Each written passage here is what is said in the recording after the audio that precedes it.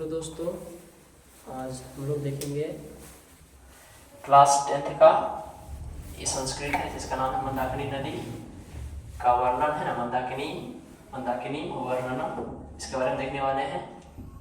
तो ये है 10वां पाठ है संस्कृत का, संस्कृत ट्यूशन। और इसमें ये जो है श्लोक, इसमें कुल मिलाकर 10 श्लोक हैं और इन 10 श्लोक का जो हिंदी अर्थ है वो अन्वया में आपको बेहतर तरीके से देखने को मिलता है और वहीं से सवाल ज़्यादा पूछता है ना, यहीं से पैराग्राफ उठा के दे देगा। तो हम लोग आज जो है ये अन्वया का हिंदी करना सीखेंगे और जितने भी सवाल हैं उनको कवर करने की कोशिश करेंगे ना। तो जल्दी से इसको देख लेते हैं, इसका परिचय क्या क्या है।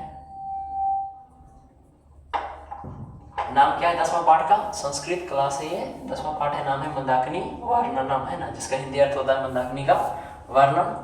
और ये मंदाकिनी जो है ये नदी है जिसको हम लोग क्या बोलते हैं, काली गंगा के नाम से, और ये आगे चलकर गंगा नदी के नाम से जाना जाता है। तो हम लोग पढ़ेंगे इसमें कि भाई राम, सीता और लक्ष्मण ये तीनों जो हैं, हम लोग जानते हैं भाई 14 सालों की वनवास हुई थी इनको। तो ये वनवास प्रसंग में कहाँ जाते हैं घूमने के लिए, मंदाकिनी नदी घूमने जाते हैं, यानी चित्रकूट पर्वत जाते हैं घूमने के लिए ना। तो वहीं पर बगल में एक नदी बहती है मंदाकिनी नदी, तो उन्हीं के बारे में चर्चा किया गया है और मंदाकिनी नदी की विशेषताओं के बारे में बताया गया, उनकी बड़ाई की गई, क्योंकि मंदाकिनी नदी को है ना। तो यहाँ पर राम जी जो है सीता को कह करके, सीता को संबोधित करके मंदाकिनी नदी की विशेषताओं के बारे में, मंदाकिनी नदी की विशेषताओं के बारे में वर्णन करते हैं। तो हम जल्दी से इसको पढ़ के फिर अन्वया से शुरू करेंगे ना। करा भाई प्रस्तुत पाठा वाल्मीकि रामायणस्य अयोध्याकांडस्य पंचनवति तमात् सर्गात् संकलितः। करे प्रस्तुतः पाठा वाल्मीकि रामायणस्य अयोध्याकांडस्य पंचनवति तमात् सर्गात् संकलितः है ना। करे प्रस्तुत पाठ वाल्मीकि रामायण के अयोध्याकांड के 95 सर्ग से संकलित है। तो पहला सवाल है कि भाई मंदाकिनी नदी जो है, मंदाकिनी नदी या मंदाकिनी वर्णनम पाठ, यह किस कांड से लिया गया है। तो आपको बोलना है रामायण के अयोध्या कांड से है ना। इस प्रकार रामायण में बहुत से कांड हुए थे, कुल 7 कांड, जिसमें से प्रमुख है भाई लंका कांड है, सुंदर कांड है, अयोध्या कांड है ना, बाल कांड है, इस प्रकार। तो कह रहा है यह जो मंदाकिनी वर्णनम है यह किस कांड से लिया गया है, रामायण के किस कांड से, तो बोलेंगे रामायण के अयोध्या कांड से। किस सर्ग से, किस पाठ से, तो बोलेंगे 95 सर्ग से, 95 पाठ से। तो रामायण के लेखक वाल्मीकि जी हैं, हम लोग जानते हैं। फिर कह रहा देखिए, तो अब कहेगा भाई किस प्रसंग में, तो बोलेंगे वनवास प्रसंग में है ना। वनवास प्रसंगे राम सीता लक्ष्मणे च सह चित्रकूटम प्राप्नोति। कहाँ पहुंचते हैं, चित्रकूट पहुंचते हैं। करा वनवास प्रसंग में राम, सीता और लक्ष्मण के साथ चित्रकूट पहुंचते हैं, चित्रकूट जाते हैं। तत्र स्थिताम, वहाँ स्थित मंदाकिनी नदी वर्णयन सीताम संबोधयति। कराए वहाँ स्थित, तत्र स्थिताम, वहाँ स्थित मंदाकिनी नदी का वर्णन करते हुए सीता को कहते हैं। कौन, तो राम जी जो हैं मंदाकिनी नदी का वर्णन करते हुए सीता को कहते हैं है ना। क्या कहते हैं, करा भाई इयम नदी, यह नदी जो है प्राकृतिक रूपादाने, प्राकृतिक संपदाओं से है ना, प्राकृतिक संसाधनों से संवलिताम, सजी हुई है, सजी होने के कारण चित्तम हरति, मन को आकर्षित करती, मन को हरती है। तो यह नदी जो है प्राकृतिक संपदाओं से सजे होने के कारण मन को अपने ओर खींचती है। कौन सी नदी, मंदाकिनी नदी है ना। कह रहा अस्यः वर्णनम कालिदासो रघुवंश काव्य अपि 13 सर्गे करोति। कह रहा भाई अस्यः मतलब इसका वर्णनम, इसका वर्णन, इसकी चर्चा जो है कालिदास किस काव्य में भाई, तो रघुवंश काव्य में भी, काव्य अपि मतलब काव्य में भी। तो इसका वर्णन कालिदास रघुवंश काव्य में भी कौन से सर्ग में, त्रियो मतलब 3 और 10 का मतलब 10, तो 3 और 10 13 हो गया ना। तो 13वें सर्ग में करते, 13वें पाठ में किए हैं।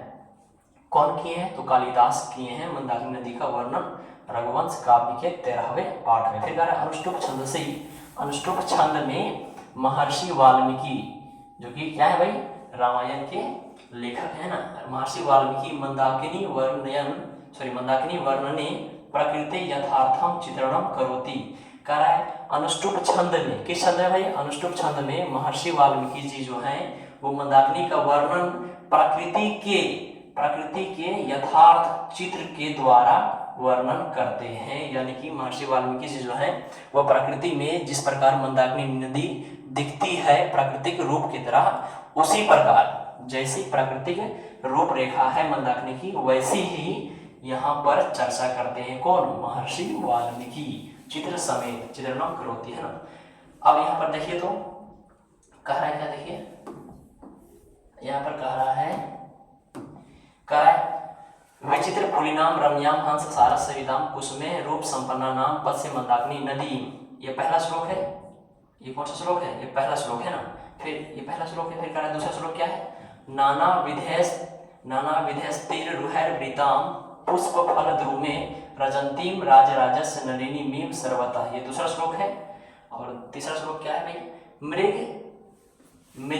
मृग युथ निपितानि कलुषाम भांसंसि सांप्रतम तीर्थानि रमणीयानि रतिम सजयंती में। फिर कह रहा है चौथा श्लोक, कह रहा है जटा जिंधरा काले वल्कलोत्तर वाससः ऋष्यास्त्व वगाहन्ते नदी मंदाकिनी प्रिय। फिर देखिए पांचवा श्लोक है आदित्य मुख तिष्ठन्ते नियमादुर्ध्व बहवः एते परे विशालाक्षी मुनिया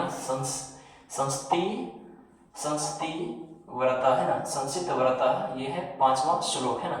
छठा श्लोक क्या है? कह रहा है मारुतोद शिखरे प्राणृत इव पर्वतः पादपे पुष्पत्राणि सृजत भीतो नदी। ये छठा श्लोक था। सातवां श्लोक क्या है? क्वचिन नीनी काशोदाम क्वचित पुलीन शालिनी। आप सोचते हैं वही पढ़ते जा रहे हैं। इस श्लोक का अर्थ नीचे जो है अन्वया में आपको विस्तार से बताएंगे, है ना। ये श्लोक से सवाल कम पूछता है और बीच बीच में आपको जो है एक लाइन का अर्थ पहले नीचे बताना पड़ेगा, फिर ऊपर, तो इस प्रकार दिक्कत हो गया। तो इसीलिए इसको जल्दी से पढ़ के हम अन्वया का बताएंगे अर्थ अच्छे तरीके से, ताकि भाई सवाल आपसे छूटे ना, है ना। तो ये था छठा श्लोक। सातवां श्लोक क्या है? कह रहा है पादपे पुष्प पत्राणि सृजत, छठा श्लोक है मारुतोद्धूत शिखरे प्रलित इव पर्वतः पादपे पुष्पपत्राणि सृजत भीतो नदीम। सातवां श्लोक है क्वचिन्व नीनी काशोदाम क्वचित पुलीन शालिनीम क्वचित सिद्ध जना किरणाम पश्य मंदाकिनी नदीम। ये था सातवां श्लोक। आठवां श्लोक क्या है? निर्धुतान वायुना पश्य विदतान पुष्पम संजयान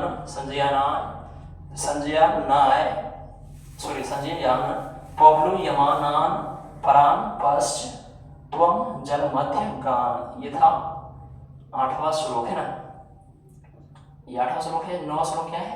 कह रहा है तांश्चित वल्गु वाचसो रथांग वैना द्विजः अधिरोहंती कल्याणी निष्कुजंता शुभा गिरा। ये नौवां श्लोक था। 10वां है दर्शनम चित्रकूटस्य मंदाकिन्याश्च शोभने अधिकम पूर्वासाच मन्ये तब जो दर्शनात्। ये था 10 श्लोक, है ना, कुल मिलाकर के। अब यहाँ से आपको अच्छे तरीके से समझना है, क्योंकि यहीं से सवाल डाला जाता है। अधिकतर ऑब्जेक्टिव तो हिंदी में पूछते हैं, लेकिन 2-3 जो हैं ऑब्जेक्टिव जो है संस्कृत में दे देंगे और बीच से कोई शब्द हटा देंगे, है ना। तो या फिर वही दे देंगे खाली स्थान, या तो फिर खाली स्थान का देकर के 4 ऑप्शन दे देंगे। तो इसको आपको ध्यान में रखना बहुत ज़रूरी है। तो ये है पहला श्लोक। अब यहाँ से आपको ध्यान देना है। कह रहा है हे सीते कुसुमे रूप कुसुमे उपसंपन्नाम नाम विचित्र पुलिनाम हंस सारस सेविताम च रम्याम मंदाकिनीम नदीम पश्य। कह रहा है हे सीते, क्योंकि हम आपको बता चुके हैं मंदाकिनी नदी का वर्णन जो है वो सीता को दिखा करके किया जा रहा है। मंदाकिनी नदी है और राम जी जो है सीता को कह रहे हैं कि हे सीते देखो मंदाकिनी नदी कितनी सुंदर है, इसमें हंस है, सारस है, पक्षी है, तरह तरह के पेड़ पौधे हैं ना, इस प्रकार। तो बोलेंगे हे सीते, कौन कह रहे हैं? तो राम जी कह रहे हैं। किनको बता के? सीता को बता के। किन की चर्चा कर रहे हैं भाई? मंदाकिनी नदी की चर्चा कर रहे हैं। तो बोलेंगे हे सीते फूलों से संपन्न रंग बिरंगे तटों वाली और चौका मतलब और हंस और सारसों से सजी हुई सुंदर सुंदर मंदाकिनी नदी को देखो। तो सवाल है कि भाई कि मंदाकिनी नदी जो है वो किन किन चीजों से सजी हुई है। तो कह रहा भाई है सीते फूलों से संपन्न, फूलों से भरा पड़ा, रंग बिरंगे तटों वाली और हंस सारसों से सजी हुई इस सुंदर मंदाकिनी नदी को मतलब देखो, है ना।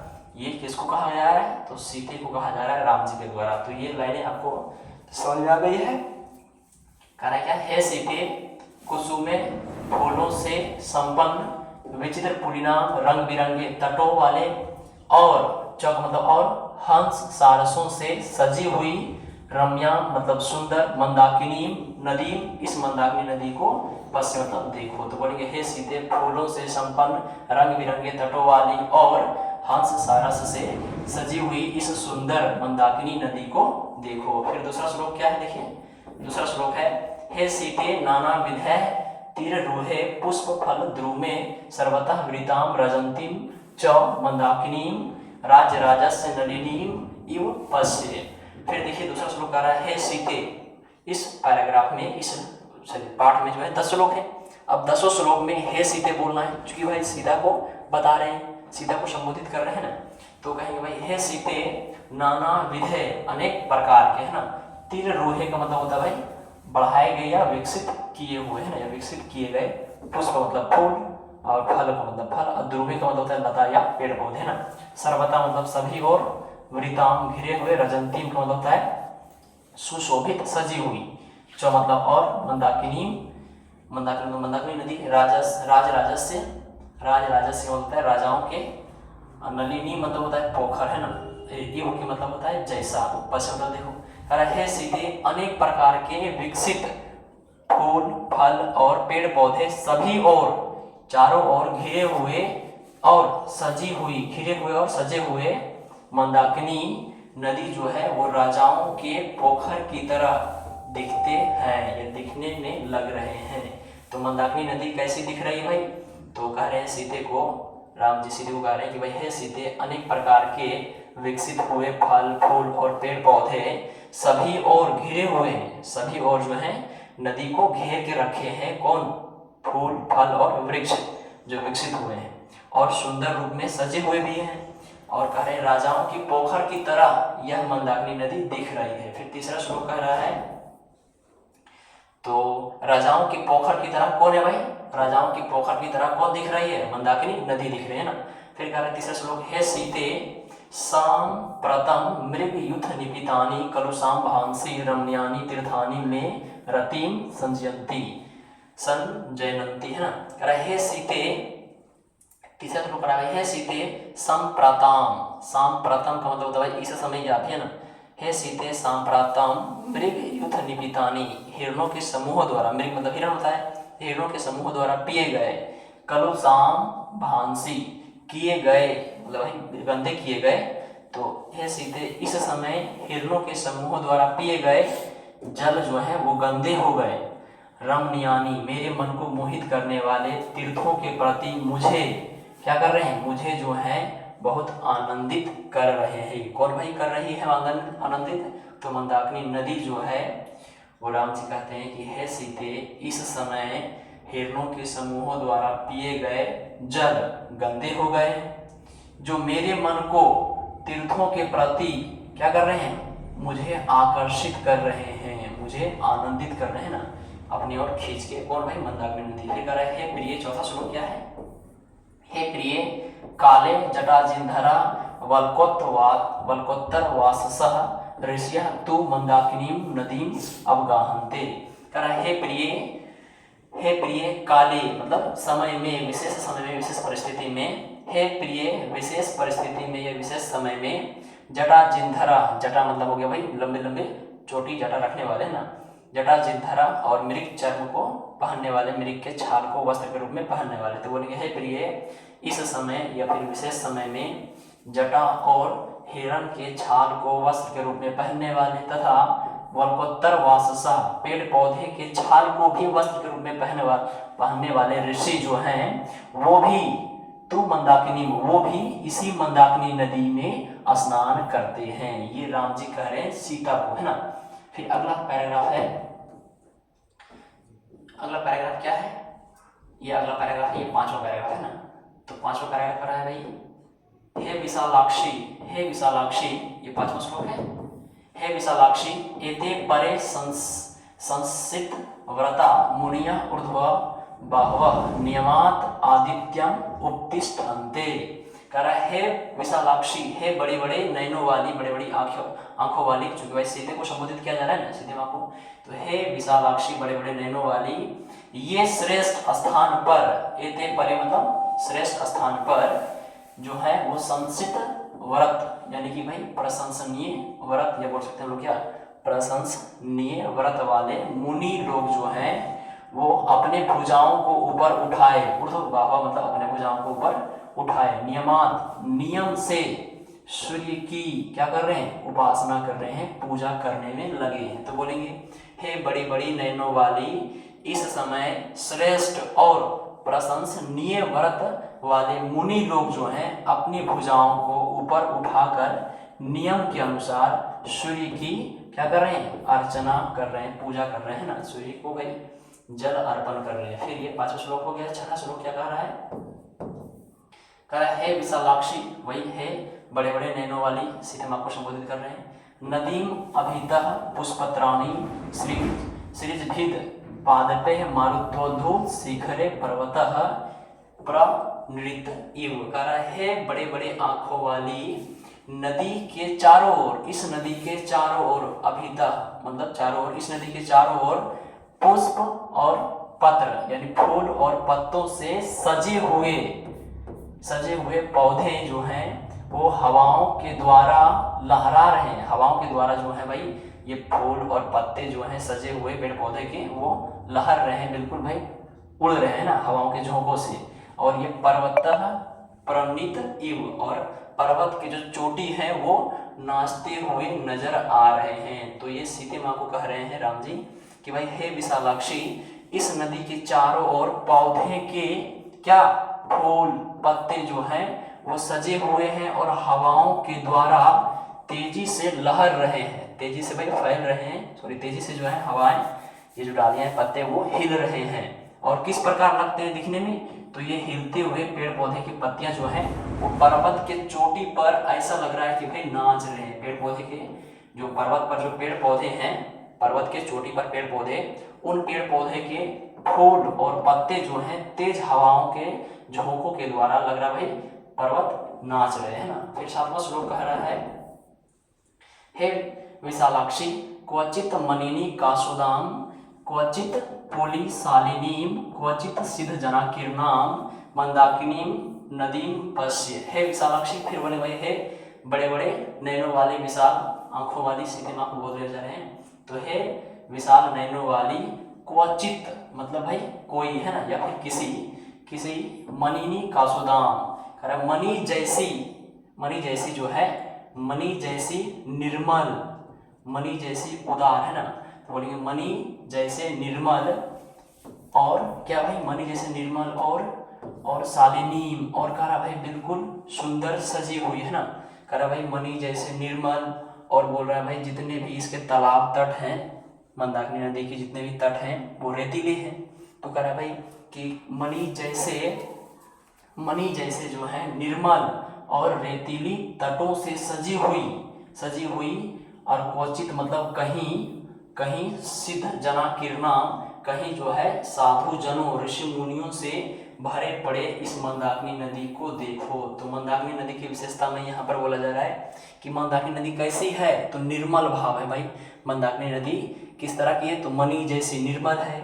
इसकी जो तटें हैं रेतीली तटें वो सजी धजी है कहीं कहीं, तो कहीं कहीं इसकी तटें जो हैं किनारे वो साधु संतों से ऋषि मुनियों से भरे पड़े हैं।